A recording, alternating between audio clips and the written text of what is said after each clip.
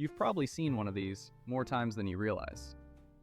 Maybe on a school trip, walking through a museum, or in a textbook somewhere between two pages you didn't really read. Or even just online, randomly, without thinking twice about it. They're kind of everywhere. These white marble statues standing perfectly still, missing an arm, sometimes a head, but still somehow considered perfect. For a lot of people, this is ancient Greece. This is what we imagine when we think about art back then. Clean, balanced, timeless. But here's the strange part. Most of these aren't even the original. Almost every Greek statue you've ever seen is wrong. Wrong material, wrong color, probably even the wrong proportion sometimes. So if these aren't the originals, then what are we actually looking at? Because to be fair, they do look ancient. They're worn down, damaged, and somehow that makes them feel more real. Like they've actually survived something. And over time, we built an entire image of ancient Greece around that look. White marble, clean surfaces, perfect proportions. This statue alone has been studied for centuries. People tried to reconstruct it, copy it, even define beauty based on it. And it's not just this one, it's all of them. They all share the same look. White, smooth, slightly damaged, frozen in time. But here's where things start to fall apart, because this perfect marble statue idea isn't how the Greeks made them at all. For their most important statues, the Greeks were casting bronze. And that changes everything about how these statues were designed. They used a technique called lost wax casting, which, simplified, looks like this. Build the figure in wax, cover it in clay, heat it until the wax melts out, pour molten bronze into the space. Then you break the mold, and what comes out is a hollow metal statue, not a carved block. And because it's metal, you're not fighting gravity the same way. So instead of rigid, balanced poses, you get movement. Arms extended, torsos twisting, weight shifting naturally. Marble can't really do that without breaking. That's why marble statues often need supports, pillars, tree trunks attached to the leg. Bronze didn't. And it wasn't just about movement, it was about realism. Bronze statues weren't just one material. They were assembled with details. Eyes inlaid with stone or glass, lips made of copper, teeth, sometimes silver. They were designed to look alive. This was the peak of Greek sculpture. Artists like Polykleitos, who wrote about ideal human proportions, and Phidias, who oversaw massive works like the sculptures of the Parthenon, were working in a world where bronze was central, meaning the ideal human body we associate with Greece was originally designed in metal, not marble.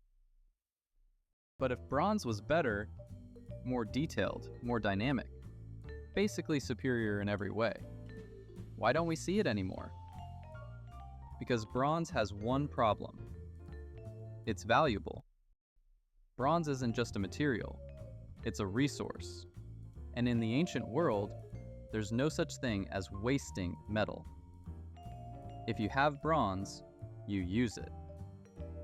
So over the centuries, wars happen, economies collapse, empires rise and fall. And every time that happens, metal becomes more valuable than art. For weapons, for tools, for coins.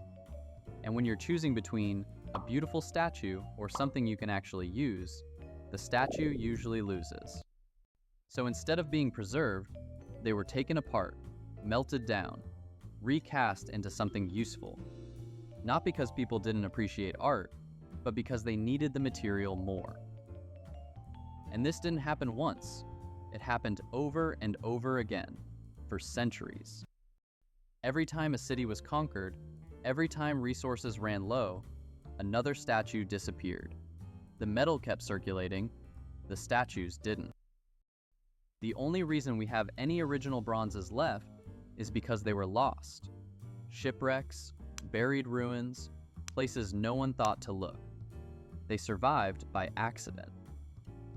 So what we still have of ancient Greek sculpture today isn't what survived on purpose, it's what failed to be reused. And that leaves us with a problem. If the originals are gone, then what exactly are we looking at in museums? Mostly Roman copies. Centuries after the Greek originals were made, the Romans developed a fascination with Greek art. They collected it. They studied it. And when they couldn't get the originals, they reproduced them. For example, these famous Greek sculptures, Discobolus and Doryphoros, are not even the Greek originals. They're Roman interpretations of the lost Greek bronzes. To make these copies work, Roman sculptors had to adjust things. Arms brought closer to the body, limbs made thicker, supports added, the tree trunks or struts. And that matters, because copying bronze and marble isn't easy, which means the pose you're seeing isn't always the original pose. And it's not just structure. Details get simplified. Surfaces get smoothed. Subtle elements disappear. So what you end up with isn't a replica, it's an approximation. In some cases, we have several copies of the same statue, and they don't fully match. So historians compare them, fill in the gaps, try to reconstruct what the original might have looked like. It's like trying to understand a painting using only black and white photocopies of something that's been lost.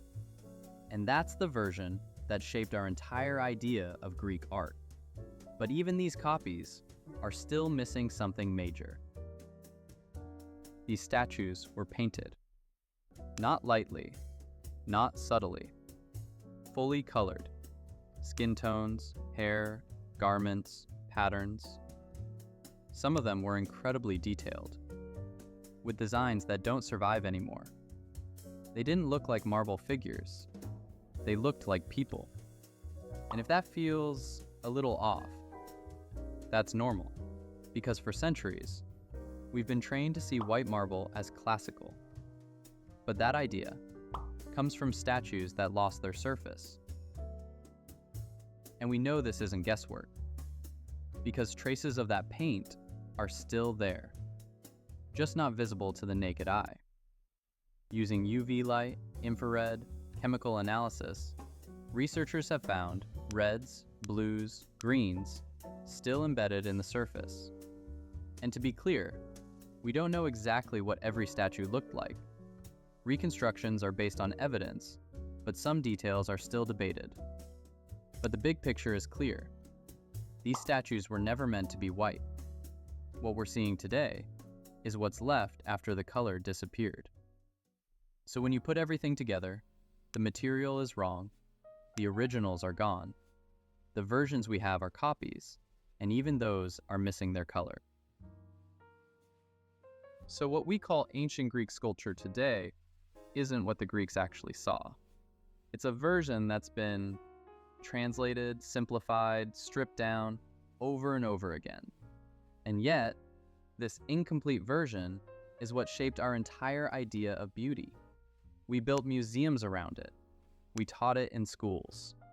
We used it as a reference for what perfect looks like. But it's based on something that no longer exists. So the next time you see one of these statues, you're not looking at ancient Greece. You're looking at what survived after everything else disappeared. And we still don't know exactly what the originals looked like.